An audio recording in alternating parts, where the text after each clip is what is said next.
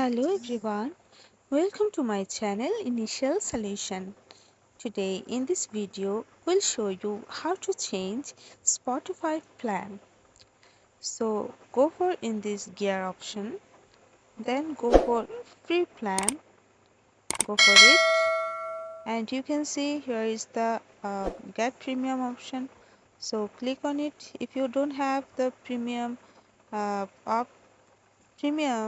version, then you can get it from here, or if you have any premium version, then go for in this change plan and you can change your plan from here. If you get the mini version or individual, you can get the family pack like a duo. Here is the family pack. You can change your plans from here. Okay,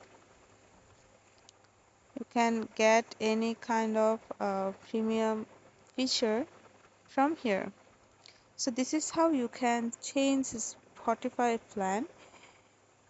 Hope this video helped you guys. If it did, then please like, comment and share. Subscribe to our channel and don't forget to hit the bell icon for more videos like this. Thank you. This video is sponsored by Xirosoft. Xirosoft offers graphic design, UI UX design, digital marketing, and web development. Elevate your brand with Xirosoft today. For more details, check the description box.